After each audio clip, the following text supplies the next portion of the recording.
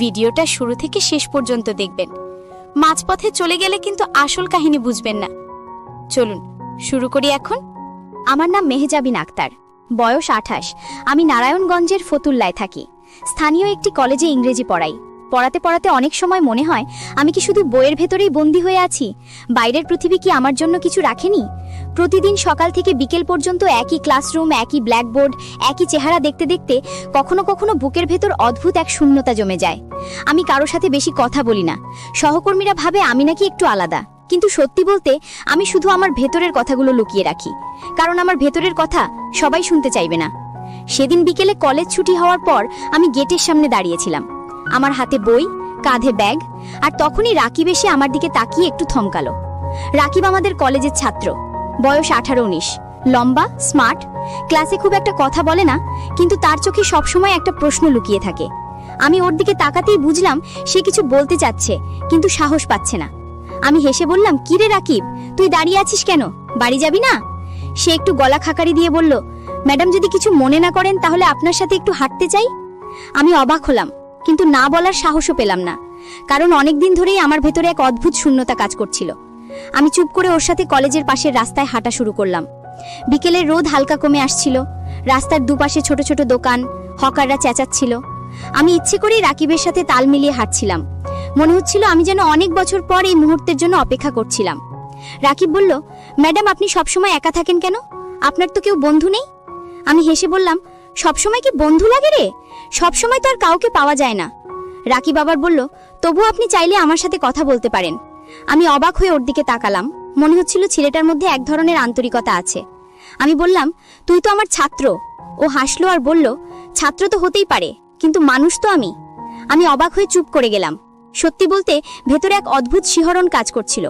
হঠাৎ মনে হলো আমি কি ঠিক করছি, কিন্তু আবার মনে হলো আমি কেন নিজেকে আটকে রাখবো। কলেজের গেট পেরিয়ে আমরা একটু দূরে নদীর ঘাটের দিকে হাঁটছিলাম। সেখানে বাতাস বেশ ভালো, নদীর জল চিকচিক করছে। আমি বললাম, রাকিব তুই কি প্রায় এখানে আসিস? সে মাথা নেড়ে বলল, হ্যাঁ ম্যাডাম, আমি একা বসে থাকি, ভাবি, কিন্তু আজ আপনাকে সাথে পেলাম। আমি হেসে বললাম, আমি তোকে সঙ্গ দিতে এসেছি। রাকিবের চোখে এক ধরনের উচ্ছ্বাস ফুটে উঠল। আমি বুঝলাম ও খুশি, আমিও খুশি। নদীর পাশে একটা বেঞ্চে গিয়ে আমরা বসলাম। চারপাশে হালকা অন্ধকার নেমে আসছিল, হাওয়া বইছিল। আমি হঠাৎ করে নিজের হাতটা টেবিলের উপর রাখলাম। রাকিবও তার হাতটা কাছাকাছি রাখলো, যদিও ছুঁয়েছিল না, কিন্তু এত কাছে ছিল যে মনে হচ্ছিল ছুঁয়ে ফেলেছে। আমার বুকের ভেতর ধকধক করছিল। আমি মনে মনে ভাবছিলাম, আমি কি পাগল হয়ে যাচ্ছি? কেন আমি এই মুহূর্তটা এত উপভোগ করছি? রাকিব ধীরে ধীরে বলল, ম্যাডাম আমি চাই আপনার সাথে আরো সময় কাটাতে, শুধু ক্লাসরুমে নয়, বাইরেও। আমি চুপ করে তার কথাগুলো শুনছিলাম। আমার চোখ নদীর জলে আটকে ছিল। আমি বললাম, সময় কাটাতে চাইলে তুই আমায় কোথায় নিয়ে যাবি? রাকিব সঙ্গে সঙ্গে বলল, আপনার যেখানে ভালো লাগে আমি চলে যাব। আমি এক অদ্ভুত হাসি দিলাম। ভাবলাম, এত বছর আমি কেবল নিজেকে বেঁধে রেখেছি, আজ মনে হচ্ছে শ্বাস নিতে পারছি। নদীর হাওয়ায় আমার ওড়না উড়ে যাচ্ছিল। রাকিব সেটা ধরে দিল। আমি কিছু বলিনি, শুধু চুপচাপ ওর হাতের দিকে তাকালাম। মনে হচ্ছিল এই হাতের ছোঁয়া আমি চাই, কিন্তু বলতে পারছিলাম না। রাত নামছিল ধীরে ধীরে, লাইট জ্বলছিল চারপাশে। আমি বললাম, রাকিব আজকে যদি তুই আমাকে বাড়ি পৌঁছে দিস তাহলে ভালো হয়। সে মাথা নেড়ে রাজি হলো। আমরা হাঁটতে হাঁটতে কলেজের দিকেই ফিরছিলাম, কিন্তু আমার মনে হচ্ছিল এই হাঁটা যেন অন্যরকম, যেন আমাদের দুজনের ভেতরে একটা গোপন সেতু তৈরি হচ্ছে। বাসার সামনে এসে আমি বললাম, রাকিব ধন্যবাদ, আজকে সন্ধ্যা আমার ভালো লেগেছে। ওর চোখে অদ্ভুত একটা ঝিলিক দেখলাম। ও বলল, ম্যাডাম আমিও খুব খুশি। আমি হেসে বললাম, ঠিক আছে তুই এখন যা। ভেতরে যেয়ে দরজা বন্ধ করে দিলাম, কিন্তু আমার বুকের ভেতর এখনো সেই নদীর হাওয়া বাজছিল। আমি জানতাম এটাই শুরু। সেদিন রাতে আমি বিছানায় শুয়ে ঘুমাতে পারছিলাম না। চোখ বন্ধ করলেই নদীর ঘাটে কাটানো সেই মুহূর্ত মনে হচ্ছিল। রাকিবের সেই দৃষ্টি, ওর হাতের কাছে আমার হাত থাকা, হাওয়া খেলা করা, সবকিছু এতটা স্পষ্ট হয়ে উঠছিল যে আমি মনে মনে কেঁপে উঠছিলাম। আমি ভাবছিলাম, একজন শিক্ষক হয়ে আমি কেন এভাবে ভাবছি? কিন্তু আবার মনে হচ্ছিল, আমি তো মানুষ, আমারও তো অনুভূতি আছে, আমারও তো ইচ্ছে হয় কেউ আমার পাশে বসুক, আমার কথা শুনুক। পরদিন কলেজে গিয়ে যখন ক্লাসে ঢুকলাম, তখন রাকিবকে সামনের বেঞ্চে বসা অবস্থায় দেখলাম। ওর চোখে সেই একই প্রশ্ন, সেই একই আন্তরিকতা। আমি পড়াতে পড়াতে ওর চোখের দিকেই বারবার চলে যাচ্ছিলাম, অথচ বাইরে থেকে কিছু বোঝার উপায় ছিল না। ক্লাস শেষে ও গেটের বাইরে দাঁড়িয়েছিল। আমি বের হতেই বলল, ম্যাডাম আজকে কি আবার একটু হাঁটবেন? আমি ভেতরে ভেতরে হাসলাম, কারণ আমি নিজেই চাইছিলাম হাঁটতে। আমি বললাম, হ্যাঁ চলো। আমরা হেঁটে কলেজ থেকে একটু দূরে গেলাম। এবার সে আমাকে শহরের ভেতরের এক পুরনো পার্কে নিয়ে গেল। চারপাশে গাছপালা, মাঝখানে বসার জায়গা, খুব ভিড় ছিল না। আমি অবাক হয়ে বললাম, তুই এখানে আসিস? রাকিব মাথা নেড়ে বলল, হ্যাঁ, একা এলে ভালো লাগে না, কিন্তু আজকে আপনার সাথে ভালো লাগছে। আমি ওর পাশে বসে বললাম, আমারও অদ্ভুত লাগছে, মনে হয় আমি অনেকটা মুক্ত। রাকিব হেসে বলল, আপনি জানেন আপনি আসলে খুব একা, আপনি যতটা কঠিন দেখান আসলে ততটা না। আমি চুপ করে গেলাম, কারণ ছেলেটা একেবারে আমার মনের কথাই বলে দিল। আমি বললাম, তুই কি মনে করিস আমি একা? রাকিব একটু কাছে এসে বলল, হ্যাঁ ম্যাডাম, আমি জানি, কারণ আপনার চোখে সেটা লেখা আছে। আমি বুকের ভেতর এক অদ্ভুত ঝড় অনুভব করলাম। কেন জানি না, আমি আর শিক্ষক ছাত্র সম্পর্কের দেয়ালটা সামনে দেখতে পাচ্ছিলাম না, বরং মনে হচ্ছিল আমি কেবল একজন নারী যে দীর্ঘদিন ধরে একাকিত্বে ভুগছে। রাকিবের উপস্থিতি আমার নিঃশ্বাসে অন্যরকম অনুভূতি জাগাচ্ছিল। পার্কে বাতাস বইছিল, গাছের পাতা সাই সাই করছিল। আমি হঠাৎ বললাম, রাকিব, যদি তোকে বলি আমি চাই তোকে আমার সাথে নিয়ে বাইরে কোথাও যেতে, তুই কি রাজি হবি? রাকিব বিন্দুমাত্র দেরি না করে বলল, অবশ্যই ম্যাডাম, আপনি যেখানে যাবেন আমি সেখানে যাব। আমি অবাক হলাম, ভাবলাম কত সহজেও বলে দিল, অথচ আমি এত বছর কাউকে কিছু বলতে পারিনি। আমরা সেদিন অনেকক্ষণ পার্কে বসেছিলাম, নানা কথা বলেছিলাম। ও আমার পরিবার সম্পর্কে জানতে চাইল। আমি বললাম আমি অবিবাহিতা, ছোটবেলা থেকেই আমি একা, বাবা মা গ্রামে থাকে, আমি শহরে একা থাকি পড়াশোনা আর চাকরির জন্য। রাকিব মন দিয়ে শুনছিল, তারপর ধীরে ধীরে বলল, তাহলে তো আপনাকে অনেকটা সময় একাই কাটাতে হয়। আমি হেসে বললাম, হ্যাঁ রে, তাই তো তোর সাথে হাঁটতে ভালো লাগে। রাকিবের চোখ জলজল করছিল, মনে হচ্ছিল ওর বুক ভরে যাচ্ছে। আমি জানতাম ওর বয়স কম, কিন্তু ওর আন্তরিকতা আমাকে টানছিল। সন্ধ্যা নামার পর আমরা পার্ক থেকে বের হলাম। ফেরার পথেও বলল, ম্যাডাম, আমি চাই একদিন আপনাকে নিয়ে ঢাকা শহরে ঘুরতে যাই। আমি হেসে বললাম, তুই কি আমাকে নিয়ে ঘোরাবি? ও মাথা নেড়ে বলল, হ্যাঁ। আমি চুপ করে ওর দিকে তাকালাম, মনে হচ্ছিল আমি যেন কোনো নতুন কিছুর দিকে হাঁটছি। বাসায় ফিরে দরজা বন্ধ করতেই বুকের ভেতর হালকা শিহরণ বয়ে গেল। আমি জানতাম আমার ভেতরে কিছু একটা বদলাচ্ছে। পরদিন রাকিব আমাকে ফোন করলো, যদিও আমি আগে নম্বর দিইনি, কিন্তু সে সহপাঠীর কাছ থেকে আমার নম্বর জোগাড় করে নিয়েছিল। আমি অবাক হয়ে বললাম, তুই কিভাবে আমার নম্বর পেলি? সে হেসে বলল, কষ্ট করে জোগাড় করেছি, যাতে আপনার সাথে কথা বলতে পারি। আমি হেসে বললাম, তুই কি জানিস সেটা ঠিক না? ও বলল, আমি জানি, কিন্তু আমি চাই আপনার সাথে সবসময় যোগাযোগ রাখতে। আমি বললাম, তুই কি সবসময় আমার সাথেই থাকতে চাইছিস? সে বলল, হ্যাঁ। আমি চুপ করে গেলাম, মনে হচ্ছিল আমি ভেতরে ভেতরে এ কথাটাই শুনতে চাইছিলাম। রাতভর আমরা ফোনে কথা বললাম। সে তার ছোটখাটো জীবনের গল্প বলছিল, আমি আমার কলেজের চাপের কথা বলছিলাম। একসময় আমি হাসতে হাসতে বললাম, রাকিব, তুই যদি আমাকে কোথাও নিয়ে যাস তাহলে কই নিয়ে যাবি? ও সঙ্গে সঙ্গে বলল, নদীর ধারে, পার্কে, ঢাকার বিভিন্ন জায়গায়। আমি বললাম, তাহলে ঠিক আছে, একদিন আমরা ঢাকা যাব। ও খুশিতে প্রায় চিৎকার করলো। আমি মনে মনে লজ্জা পেলাম, কিন্তু আনন্দও লাগছিল। মনে হচ্ছিল আমি যেন কোনো কিশোরী হয়ে গেছি। পরের কয়েকদিন রাকিব প্রতিদিন আমার সাথে হাঁটতো, কথা বলতো, আমার জন্য চকলেট আনতো। আমি কিচ্ছু বলতাম না, কিন্তু ভেতরে ভেতরে পেয়ে খুশি হতাম। একদিন বিকেলে আমি নিজেই বললাম, রাকিব, কাল ছুটি, আমরা ঢাকা যাই। ও এত খুশি হলো যে ফোনের ওপাশে চুপ করে গেল। তারপর আসতে বলল, ধন্যবাদ ম্যাডাম। আমি বললাম, ধন্যবাদ কেন রে, আমি তো চাইছি। ও বলল, তবু আমি খুশি। আমি জানতাম এটাই সেই মুহূর্ত যখন আমি আমার একাকিত্ব থেকে বেরিয়ে আসছি। আমি জানতাম সামনে আরো কিছু আছে। ঢাকায় যাওয়ার দিন সকালেই আমি একটু অস্থির হয়ে পড়েছিলাম। অনেকদিন পর মনে হচ্ছিল আমি যেন কোনো ভ্রমণে যাচ্ছি, অথচ এই ভ্রমণের ভেতরে ছিল এক অদ্ভুত অস্থিরতা। রাকিব সকাল সকাল আমার বাসার সামনে এসে দাঁড়ালো, পরিপাটি জামা পরে, মুখে হাসি, হাতে ছোট্ট একটা ব্যাগ। আমি ওর দিকে তাকিয়ে মৃদু হেসে বললাম, খুব তো প্রস্তুতি নিয়েছিস? ও হাসলো আর বলল, ম্যাডাম, আজকের দিনটা আমি বিশেষ করতে চাই। আমি ভেতরে এক ধরনের উষ্ণতা অনুভব করলাম। আমরা রিক্সা নিয়ে রেল স্টেশনে গেলাম, তারপর ট্রেনে চেপে ঢাকার পথে রওনা দিলাম। জানালার বাইরে গ্রাম শহর পাল্টে যাচ্ছিল। আমার মনে হচ্ছিল আমি যেন কোনো নতুন যাত্রার ভেতরে ঢুকে যাচ্ছি। রাকিব জানালার পাশে বসেছিল, আমি মাঝে মাঝে ওর দিকে তাকাচ্ছিলাম। ওর চোখে এক ধরনের নিষ্পাপ উচ্ছ্বাস ছিল। আমি বললাম, রাকিব, তুই তো খুব খুশি মনে হচ্ছিস। ও হেসে বলল, আপনার সাথে ঘুরতে বেরিয়েছি, খুশি হব না কেন? আমি একটু চুপ করে থাকলাম, কারণ ভেতরে ভেতরে আমিও খুশি, কিন্তু সেটা প্রকাশ করছিলাম না। ঢাকায় পৌঁছানোর পর আমরা প্রথমে চিড়িয়াখানা গেলাম। ভিড় ছিল অনেক, কিন্তু আমাদের দুজনের মন যেন অন্য কোথাও ছিল। আমরা একসাথে হাঁটছিলাম, ও আমার ব্যাগটা হাতে নিয়ে নিল। আমি কিছু বলিনি, শুধু দেখছিলাম। দুপুরে আমরা একসাথে খাবার খেলাম। রাকিব আমার জন্য কোক নিল। আমি মৃদু হেসে বললাম, তুই তো বেশ খেয়াল রাখছিস। ও গম্ভীর হয়ে বলল, ম্যাডাম, আমি চাই আপনি সবসময় খুশি থাকুন। আমি জানতাম এ কথায় ওর মনের গভীরতা আছে, কিন্তু আমি মুখে কিছু বলিনি। বিকেলে আমরা লালবাগ কেল্লা ঘুরতে গেলাম। পুরনো দেয়ালের ভেতরে হাঁটতে হাঁটতে আমার মনে হচ্ছিল ইতিহাসের ভেতরে ঢুকে গেছি। আমি বললাম, রাকিব, আমি ভাবছিলাম আমি যদি না আসতাম, তুই কি একা এসব ঘুরতে আসতিস? সে মাথা নেড়ে বলল, আসতাম না। আমি একা কোথাও ভালো লাগি না। কিন্তু আজ সবকিছু অন্যরকম। আমি মৃদু হেসে বললাম, আমিও তাই মনে করছি। একসময় আমরা বসে গেলাম। রোদ আস্তে আস্তে কমে আসছিল। রাকিব আমার দিকে তাকিয়ে ধীরে বলল, ম্যাডাম, আমি চাই সব সময় আপনার পাশে থাকতে, আপনি যদি আমাকে চান। আমি এক মুহূর্তের জন্য চুপ হয়ে গেলাম। বুকের ভেতরে ধুকপুকানি বেড়ে গেল। আমি ভেবেছিলাম এ কথা শুনবো, কিন্তু এত তাড়াতাড়ি শুনবো ভাবিনি। আমি আস্তে করে বললাম, তুই জানিস তো আমি তোর শিক্ষক। এই সম্পর্কটা বাইরের মানুষ হয়তো মেনে নেবে না। রাকিব দৃঢ় গলায় বলল, আমি জানি ম্যাডাম, কিন্তু আমি তো শুধু চাই আপনি খুশি থাকুন। আমি অন্য কারো কথাই যাব না। আমি চোখ নামিয়ে বললাম, আমি জানি না আমি সঠিক করছি কিনা, কিন্তু আমি চাই না আবার এই একাকিত্বে ডুবে যাই। আমার ভেতরে অনেক বছর ধরে শূন্যতা। রাকিব আমার হাতের কাছে হাত রাখলো, এবার আর সরালো না। আমি থমকে গেলাম, কিন্তু সরালামও না, শুধু নীরব থাকলাম। আমার ভেতরে যে ঢেউ উঠছিল তা আমি কারো সাথে ভাগ করতে পারতাম না। সন্ধ্যার সময় আমরা রিক্সা নিয়ে ধানমন্ডির লেকের দিকে গেলাম। চারপাশে আলো জ্বলছিল, পানির ওপর সেই আলো প্রতিফলিত হচ্ছিল। আমি বললাম, জায়গাটা সুন্দর। রাকিব আমার দিকে তাকিয়ে বলল, হ্যাঁ, কিন্তু আপনার সাথে থাকায় আরো সুন্দর। আমি মনে মনে ভেঙে পড়ছিলাম।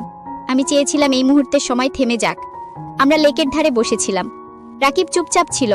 আমি ওর দিকে তাকালাম। ওর চোখে অদ্ভুত এক টান ছিল। আমি জানতাম আমি আর শিক্ষক নই, আমি শুধু একজন নারী যে চাইছে এই মুহূর্তটা ধরে রাখতে। রাত নামার পর আমরা আবার ট্রেনে করে ফিরছিলাম। সারা পথ আমি চুপ ছিলাম, শুধু মাঝে মাঝে ওর দিকে তাকাচ্ছিলাম। মনে হচ্ছিল আমি এক ভয়ঙ্কর অথচ সুন্দর পথে হাঁটছি। বাসায় ফিরে দরজা বন্ধ করলাম, বিছানায় শুয়ে পড়লাম, কিন্তু ঘুম আসছিল না। রাকিবের সেই কথা কানে বাজছিল, সে সবসময় আমার পাশে থাকতে চায়। আমি জানতাম এই গল্প সবে শুরু। ঢাকা থেকে ফিরে আসার পর আমার ভেতরে অদ্ভুত এক পরিবর্তন এলো। প্রতিদিন সকালে ঘুম থেকে উঠে মনে হতো আজকেও রাকিবকে দেখব, ওর সাথে হাঁটব, কথা বলবো। আমি জানতাম এটা কেবল একটা অভ্যাস হয়ে উঠছে না, এর ভেতরে গভীর কিছু আছে। কলেজে যখন ক্লাস নিচ্ছিলাম তখনও মনে হচ্ছিল ওর চোখ সবসময় আমাকে খুঁজছে, আর আমি পড়াতে পড়াতে মাঝে মাঝেই হারিয়ে যাচ্ছিলাম। একদিন দুপুরে ক্লাস শেষ হওয়ার পর রাকিব আমার কাছে এসে আসতে বলল, ম্যাডাম, আজকে আপনি কি বাসায় থাকবেন? আমি অবাক হয়ে জিজ্ঞেস করলাম, কেন? সে একটু লাজুক ভঙ্গিতে বলল, আপনার সাথে কিছু সময় কাটাতে চাই। আমি থমকে গেলাম। বুকের ভেতর অদ্ভুত ধুকপুকানি শুরু হলো। আমি মৃদু গলায় বললাম, আমার বাসায় কেউ থাকে না, তুই জানিস তো? রাকিব মাথা নেড়ে বলল, জানি। আমি আসতে বললাম, তাহলে বিকেলে আসিস? ওর চোখ আনন্দে ঝিলমিল করে উঠল। সেদিন বিকেলে আমি সারাক্ষণ প্রস্তুতি নিচ্ছিলাম। ঘর একটু গুছালাম, টেবিলে কিছু খাবার রাখলাম, বারবার আয়নায় নিজের দিকে তাকাচ্ছিলাম। মনে হচ্ছিল আমি কোনো ছাত্রীর মতো প্রস্তুতি নিচ্ছি, অথচ আমি শিক্ষক। বিকেলে দরজার ঘণ্টা বাজার সাথে সাথেই আমার বুক কেঁপে উঠল। দরজা খুলতেই রাকিবকে দেখলাম, পরিপাটি জামা, হাতে ছোট্ট একটা বইয়ের ব্যাগ, মুখে মিষ্টি হাসি। আমি হেসে ভেতরে আসতে বললাম। ও ভেতরে এসে চারপাশে তাকালো, তারপর বলল, ম্যাডাম, আপনার বাসা বেশ সুন্দর। আমি বললাম, সুন্দর তো নয়, তবে শান্ত। রাকিব বলল, শান্ত মানেই তো সুন্দর। আমি হেসে চুপ করে গেলাম। আমরা বসার ঘরে বসেছিলাম। আমি কিছু নাস্তা এনে সামনে রাখলাম। ও বলল, ম্যাডাম, এত কষ্ট করার দরকার ছিল না। আমি বললাম, তোকে আসতে বলেছি তাই তো। সে হাসল। আমি টের পাচ্ছিলাম পরিবেশে অদ্ভুত এক নীরবতা কাজ করছে। আমরা গল্প শুরু করলাম। ও কলেজের কথা বলছিল, আমি আমার পড়াশোনার চাপের কথা বলছিলাম। কিন্তু মাঝে মাঝেই আমরা দুজনেই থেমে যাচ্ছিলাম, যেন কথার চেয়ে নীরবতা বেশি কিছু বলছে।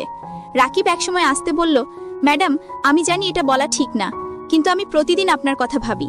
আমি চুপ করে ওর দিকে তাকালাম। মনে হচ্ছিল আমার বুকের ভেতরে সেই কথাটাই প্রতিধ্বনিত হচ্ছিল। আমি ধীরে বললাম, তুই জানিস তো এইসব কথা বাইরের মানুষ মেনে নেবে না। ও দৃঢ়ভাবে বলল, আমি বাইরের কারো কথা শুনতে চাই না, আমি শুধু আপনাকে চাই। আমি চোখ নামিয়ে ফেললাম। বুকের ভেতর কাঁপন উঠছিল। কেন জানি না আমি আর কোনো যুক্তি খুঁজতে পারছিলাম না। মনে হচ্ছিল আমি বহু বছর ধরে কারো এই কথাটাই শুনতে চাইছিলাম। হঠাৎ রাকিব আমার হাতের কাছে হাত রাখল। এবার সে সরালো না। আমি অবাক হলেও হাত সরালাম না, শুধু চুপ করে বসে থাকলাম। মনে হচ্ছিল এই স্পর্শে আমার শূন্যতা ভরছে। আমরা অনেকক্ষণ সেইভাবেই বসেছিলাম। হঠাৎ আমি উঠে গিয়ে জানালার পর্দা সরালাম। বাইরে সন্ধ্যা নামছিল, চারপাশে অন্ধকার ঢুকছিল, বাতাস বইছিল।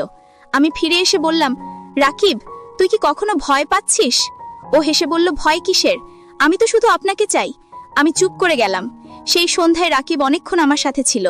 আমরা গল্প করেছি, হাসাহাসি করেছি, আর বারবার মনে হচ্ছিল আমাদের মধ্যে দূরত্ব গলে যাচ্ছে।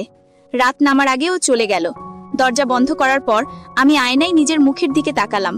মনে হচ্ছিল আমি অন্য কেউ হয়ে গেছি। পরদিন কলেজে গিয়ে রাকিবকে দেখতেই বুকের ভেতর ধুকপুকানি শুরু হলো। আমি ক্লাস নিচ্ছিলাম, কিন্তু মন বারবার চলে যাচ্ছিল আগের সন্ধ্যায়। মনে হচ্ছিল আমাদের মধ্যে অদৃশ্য এক সুতো জড়িয়ে গেছে, সেই সুতো আর কাটা যাবে না। দিনগুলো এভাবেই কেটে যাচ্ছিল। প্রতিদিন আমি রাকিবকে আরো কাছে টেনে নিচ্ছিলাম, আর ও আমার প্রতিটি মুহূর্ত দখল করে নিচ্ছিল। আমি জানতাম আমি এক ভয়ঙ্কর খেলা খেলছি, কিন্তু আবার মনে হচ্ছিল আমি বেঁচে উঠছি। আমি আর আগের মতো নিঃসঙ্গ নই।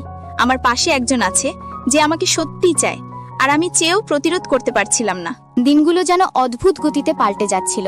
সকালবেলার ক্লাস, দুপুরের ব্যস্ততা, সবকিছুর মাঝেই আমার মাথায় শুধু রাকিব ঘুরছিল। কলেজে ঢোকার আগেই মনে হতো আজ ওকে দেখব, ওর চোখে সেই ঝিলিক দেখব, আর সন্ধ্যায় মনে হতো আবার ওর সাথে সময় কাটাতে চাই। আমি জানতাম একজন শিক্ষকের জন্য এটা ভুল, কিন্তু আমি যতটা ভাবছিলাম ততটাই ওর টানে বাধা পড়ে যাচ্ছিলাম। একদিন দুপুরে কলেজ ছুটি হওয়ার পর রাকিব হঠাৎ বলল, ম্যাডাম চলুন আজকে আমরা একটু দূরে যাই। আমি অবাক হয়ে বললাম, দূরে মানে কোথায়? ও বলল, যে কোনো জায়গা যেখানে মানুষ কম থাকবে। আমি প্রথমে একটু দ্বিধায় পড়লাম, তারপর মনে হলো আমি নিজেই তো চাইছিলাম কোথাও নিরিবিলি সময় কাটাতে। আমি মাথা নেড়ে বললাম, ঠিক আছে। আমরা দুজনেই রিক্সা ধরে শহরের বাইরে একটু দূরে গেলাম, একটা ছোট্ট নদীর ধারে, যেখানে মানুষ কম থাকে। চারপাশে খোলা মাঠ, ঝোপঝাড়, দূরে কেবল কয়েকটা বাড়ি। নদীর পাশে বসতেই আমি টের পেলাম এক অদ্ভুত শান্তি। আমি বললাম, জায়গাটা বেশ সুন্দর। রাকিব হেসে বলল, আমি চাই আপনার সাথে এমন জায়গায় সময় কাটাতে যেখানে কেউ আমাদের বিরক্ত করবে না। আমি চুপ করে তার দিকে তাকালাম। মনে হচ্ছিল ছেলেটা একদম সোজা সাপটা ভাবে বলছে। আমি কিছু বললাম না, শুধু নীরব থেকে বাতাসের শব্দ শুনছিলাম। নদীর পানি হালকা হাওয়ায় দুলছিল, রোদ ধীরে ধীরে কমে আসছিল। রাকিব আমার দিকে তাকিয়ে বলল, ম্যাডাম আমি চাই আপনি জানুন আমি আপনাকে কতটা চাই। আমি বুকের ভেতরে কেঁপে উঠলাম। আমি আস্তে বললাম, তুই জানিস এটা ঝুঁকিপূর্ণ। আমাদের সম্পর্ক যদি কেউ জানে তাহলে অনেক সমস্যা হবে। রাকিব আস্তে আস্তে মাথা নেড়ে বলল, আমি জানি, কিন্তু আমি ভয় পাই না। আমি শুধু চাই আপনি আমার সাথে থাকুন। আমি চোখ নামিয়ে ফেললাম, কারণ আমি জানতাম এই কথাই আমার ভেতরের সত্য। আমি আসলে চাইও আমার সাথে থাকুক। আমি চাই কেউ আমাকে চাউক। আমি চাই একাকিত্ব ভাঙুক। আমি সেই মুহূর্তে বুঝলাম আমি আর নিজেকে আটকাতে পারবো না। আমরা অনেকক্ষণ নদীর ধারে বসেছিলাম, কথা হচ্ছিল না, কিন্তু নীরবতার ভেতরেই যেন সব কথা হয়ে যাচ্ছিল। হঠাৎ আমি উঠে দাঁড়ালাম, বললাম, রাকিব চল বাড়ি ফিরি। ও আমার দিকে তাকিয়ে আসতে বলল, ম্যাডাম আমি চাই আরো কিছুক্ষণ এখানে থাকতে। আমি হেসে বললাম, ঠিক আছে, কিন্তু অন্ধকার হয়ে আসছে। আমরা কিছুক্ষণ দাঁড়িয়ে নদীর দিকে তাকালাম, তারপর একসাথে রিকশায় করে ফিরলাম। ফেরার পথে আমি খেয়াল করলাম রিকশার হ্যান্ডেলে আমার হাত ছিল, আর ওর হাত তার পাশে, এতটাই কাছাকাছি যে প্রায় ছুঁয়ে যাচ্ছিল। আমি হাত সরালাম না, বরং নীরবভাবে অনুভব করছিলাম। সেই নীরব স্পর্শ আমাকে ভেতরে ভেতরে কাঁপিয়ে তুলছিল। বাসায় ফিরে রাতে আমি সারাক্ষণ ওর কথাই ভাবছিলাম। ফোন হাতে নিয়েই ছিলাম, কিন্তু কল করছিলাম না। অবশেষে ও ফোন করলো, আসতে বলল, ম্যাডাম আজকের দিনটা আমার জীবনের সেরা দিন। আমি চোখ বন্ধ করে হাসলাম আর বললাম, আমারও তাই মনে হচ্ছে। সেই রাতে আমরা দীর্ঘক্ষণ কথা বললাম। আমি টের পেলাম আমাদের মধ্যে যে দূরত্ব ছিল তা আস্তে আস্তে মুছে যাচ্ছে। দিন কয়েক পর আবার রাকিব আমাকে বলল, ম্যাডাম আমি চাই একদিন আপনার সাথে বাইরে কোথাও রাত কাটাতে। আমি প্রথমে চমকে উঠলাম, বুকের ভেতর যেন ধক করে উঠল। আমি বললাম, রাকিব তুই বুঝিস তো এই কথার মানে কি? ও শান্ত গলায় বলল, হ্যাঁ আমি বুঝি। আমি জানি এটা বলা ঠিক না, কিন্তু আমি চাই আপনি আর আমি কিছু সময় একেবারে একা থাকি, যেখানে আমাদের কেউ চিনবে না। আমি কয়েক মুহূর্ত চুপ করে রইলাম, মন অদ্ভুতভাবে দুলছিল। আমি জানতাম ওর কথার ভেতরে ঝুঁকি আছে, কিন্তু আবার মনে হচ্ছিল আমি নিজেও তো তাই চাইছি। আমি ধীরে বললাম, আমি ভেবে দেখব। সেই রাতে আমি ঘুমাতে পারিনি। জানালার পাশে বসে শহরের আলো দেখছিলাম। মনে হচ্ছিল আমি এক নতুন অন্ধকারের দিকে হাঁটছি, কিন্তু সেই অন্ধকারই আবার আলো হয়ে উঠছে। আমি বুঝতে পারছিলাম আমি ধীরে